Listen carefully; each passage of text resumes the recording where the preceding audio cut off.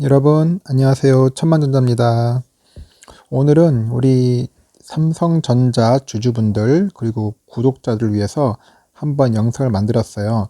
이 영상은 아주 중요한 내용이기 때문에 여러분들을 한번 기대시면 여러 번 한번 반복돼서 들으셔도 아주 좋을 것 같습니다. 먼저 영상을 시청하기 전에 여러분 구독 좀 부탁드릴게요. 좋아요도 많이 눌러주세요. 제가 주식에 입문하면서 그 피터 린치에 대한 이분을 좀 많이 흠모하게 됐어요.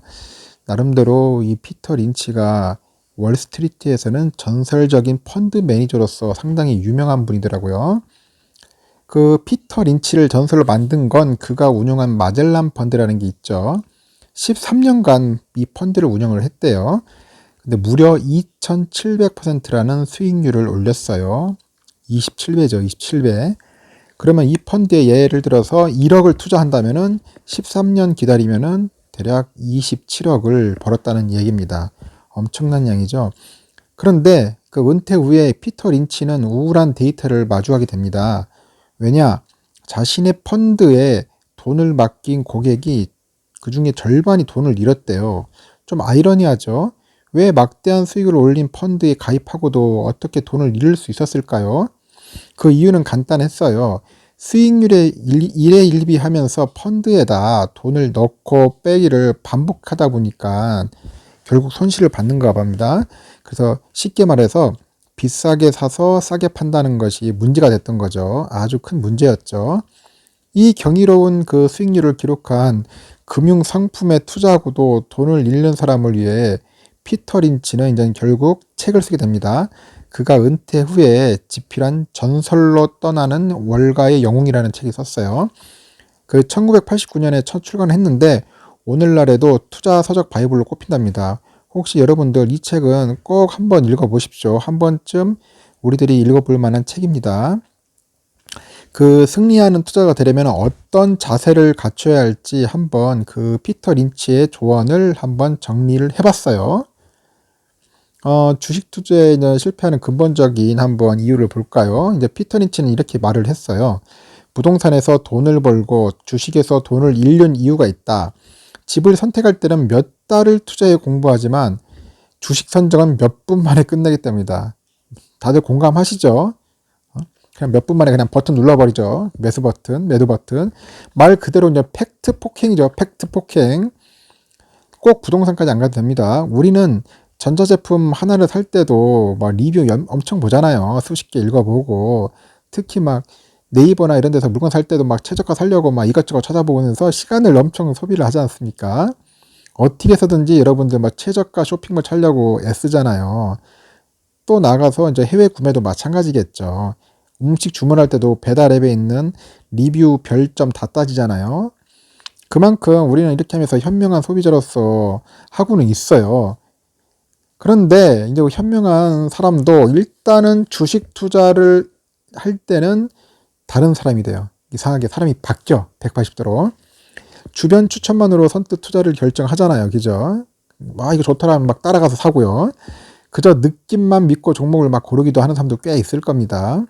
그래서 해당 기업이 정확히 어떤 사업으로 어느 정도의 그 이익을 내고 있는지도 모르고 그냥 막 돈을 막 거는 겁니다. 투자를 하는 겁니다. 결국은 이거는 뭐 지나가는 사람한테 무턱대고 돈을 빌려주는 꼴이라고 이렇게 비유를 합니다. 그래서 피터 린치는 이렇게 말을 했어요. 당신이 투자한 기업에 2분 만에 설명할 수 있는가? 진짜 참 뭔가 핵심을 찌르는 그런 질문이죠. 이 말은 그 투자한 기업에 대해서 일목요연하게 설명할 수 있을 만큼 공부가 필요하다는 거예요. 예컨대 우리 삼전이죠, 삼전. 삼전에 투자한 사람이라면 적어도 이 기업에 투자하지 않는 사람보다 삼성전자에 많이 알아야 한다. 그래서 제가 삼성전자에 대해서 계속 얘기를 하는 겁니다. 뭐가 좋고 뭐가 나쁘고 뭐 이런 것들을 계속 얘기를 해야 돼. 그래야지 사람들이 듣다 보면은 이제 머릿속에 딱 이제 박힙니다. 삼전에 대해서. 그래서 주식 투자 본질은 기업에 내 돈을 맡기는 것이에요. 내 돈을 가져간 기업이 나를 대신 열심히 일할 거 아닙니까? 부를 창출하고 다시 내게 이익을 내주는 구조잖아요. 결국은 돈이 돈을 벌 수 있도록 해줘야 돼요. 사람이 막 벌려면 힘들어요. 지치잖아요. 피땀 흘려 번 돈을 형편없는 기업에 맡겨서 안 되겠죠. 그래서 여러분들 하실 말이 이제 잡주 같은 데다 투자하시면 안 돼요. 그래서 특히 막 위험한 동전주 금물이고요. 기업을 연구하지 않고 투자하는 것은 눈 감고 달리기를 하는 것과 같다. 하여튼간 여러분들 진짜 좋은 기업에다 하셔야 합니다. 우량한 기업에다. 그리고 이제 시장을 예측하지 마라. 이제 그런 두 번째 이야기가 있어요. 그 피터 린치처럼 투자 대가에 오른 사람이 공통점이 있대요. 그들은 모두 불확실성에 맞서 싸우려 하지 않는답니다. 예컨대 지난해 초 그 전 세계 시장은 박살났죠. 결국 코로나 때문에 코로나 경제를 멈춰 세웠고요. 누가 이 위기를 예측할 수 있었겠어요? 아무도 몰랐어요. 그건 어느 전문가 어떤 뭐 할배라도 아무도 몰랐죠. 코로나가 이렇게 올지는. 그 자본주의라는 시스템이 태어난 이래로 코로나급 경제 위기는 몇 번이나 있었어요. 우리 대표적인 경제 대공황, 2차 세계대전, 닷컴 버블, 글로벌 금융위기 좀 많았죠. 이외에도 크고 작은 주가 하락은 시대 때도 없이 계속 일어나고 있습니다. 그래서 당장 다음 주에 증시가 뭐 무너지지 말라는 말은 없겠죠. 경제 쇼크는 사실상 뭐 거의 자연재해 수준이죠. 그 개인이 소나기 같은 자연재해를 일일이 예측하고 대비할 수는 없습니다. 그 피터 이렇게 말을 했어요. 경제 예측은 불필요하다. 불가능하기 때문에 맞습니다. 불필요하죠. 불가능하고요. 그 내년 한국 경제가 어떻게 될까? 코스피 뭐 지수가 4천 넘을 것 같아요. 버블은 언제 붕괴될까? 이런 고민은 투자자에게 무의미하다. 아무것도 모르잖아요. 우리가 알 수가 없어요. 그래서 피터 린치는 경제 전망에 신경 쓸수록 주식 투자에서 손실 볼 위험이 크다고 말을 합니다. 온갖 부정적인 뉴스가 쏟아질 때 투자자는 공포를 집어먹잖아요. 그죠? 그래서 투자한 기업 자체에 전혀 문제가 없는데도 손절을 막 해요. 공포에 질려서. 그래서 피터 린치는 이렇게 말해요. 당신이 경제 전망을 알아보는데 13분 이상 시간을 쓴다면 10분은 낭비한 것이다.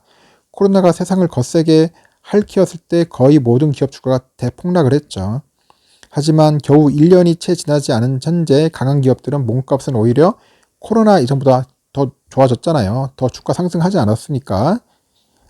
주식 투자에서 가장 중요한 것은 경제가 아니다. 경제가 위기가 오더라도 조급할 필요는 전혀 없죠. 극복되지 않는 위기는 없다. 결국은 증시는 원래 파도처럼 출렁인다. 출렁거린 거죠. 위아래 왔다 갔다 사이클, 사인파형을 그런 거죠.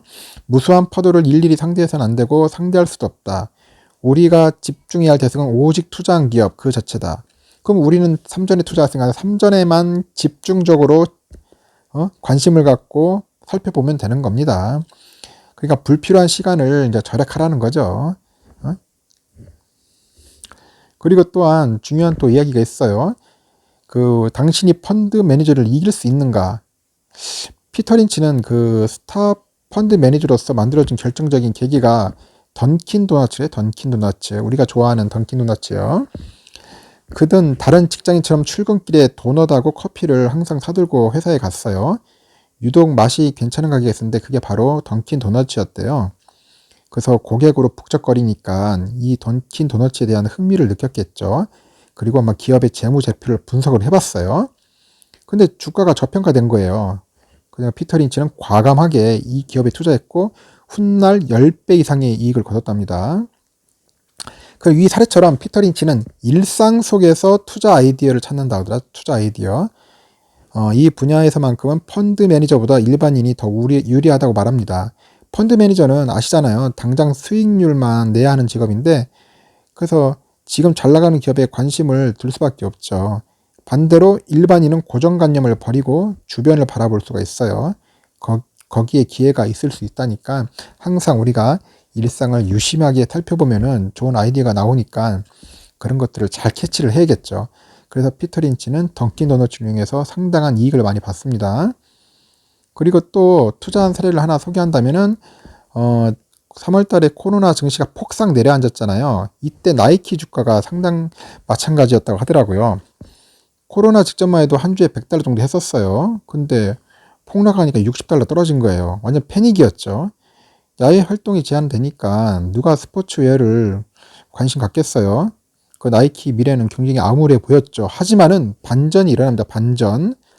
그 홈투 열풍이 일어나면서 이제 운동복 매출이 늘어나기 시작하는 겁니다.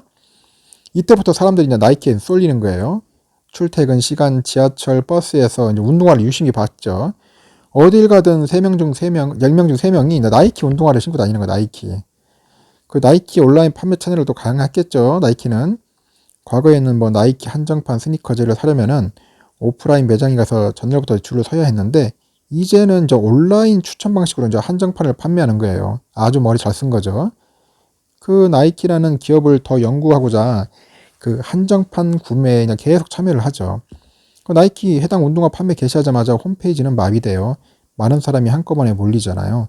그리고 나이키 운동화가 어떻게 보면은 굉장히 뭐 소량이다 보니까 한정판이 가격이 예를 들어서 10만 원 샀는데 지금 보면 막 20만 원, 막 30만 원까지 올라가요. 나이키가 나름대로 상술도 뭐 뛰어나지만은 그 한정판이라는 판매 전략이 상당히 잘 먹히는 것 같습니다.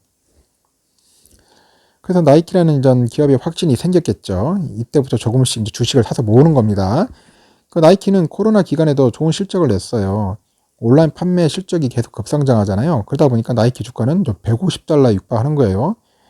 코로나 직전에는 100달러였는데 엄청 올랐죠. 현재 이 기업에 투자해서 괜찮은 수익률을 올리고 있는 상황입니다. 결론은 뭐 주가는 뭐 오를 수도 있고 떨어질 수도 있어요. 하지만 나이키라는 기업에는 큰 문제가 생기지 않는 한 주식을 팔 생각은 전혀 없는 거죠. 이렇게 개인 투자자 이야기를 한번 길게 한 이유가 있어요. 여기서 이제 보면 아까 말했지만 1번, 2번, 3번 피터 린치 원칙을 한번 종합한 사례인데 여러분들 한번 이런 사례를 잘 참고하셔서 머릿속과 가슴속으로 계속 되새겨야 합니다. 계속 막 뼛속까지 심어야 돼요. 그래야지 여러분들 흔들리지 않는 투자를 할 수 있어요. 주식은 항상 어떻게 접근냐에 따라서 투자가 되기도 하고 도박도 되기도 하죠. 그래서 여러분들이 어렵게 번 돈을 도박이라는 그 사선에 내던져서 안 되잖아요. 특히 막 투기판에 돈을 던져서는 되지 않잖아요. 그래서 여러분들 우리가 정확하게 알아보고 접근을 하셔야 하는 겁니다. 그 대충 했다가는 그냥 말 그대로 패가망신되고 큰 손실을 얻을 수 있어요. 우리가 피터 린치의 원칙대로 1번, 2번, 3번을 잘 활용한다면은 우리의 그 투자가 나중에 진짜 좋은 결실로 맺을 수 있다는 겁니다. 여러분들 요번 주 저번 설날에 뭐 다른 건 하지 말고 제가 이거 보여준 내용을 가지고 한번 잘 되새기면서 한번 반복적으로 머릿속과 가슴속, 뼛속까지 꼭 심어 놓으십시오. 그래 가지고 여러분들 원하는 수익 꼭 날 수 있도록 제가 기원토록 하겠습니다. 여러분들도 화이팅 하시고요. 또 좋은 의견들이 있으면은 저한테 많이 주십시오. 제가 한번 설날 선물은 이 영상으로서 남기도록 하겠습니다.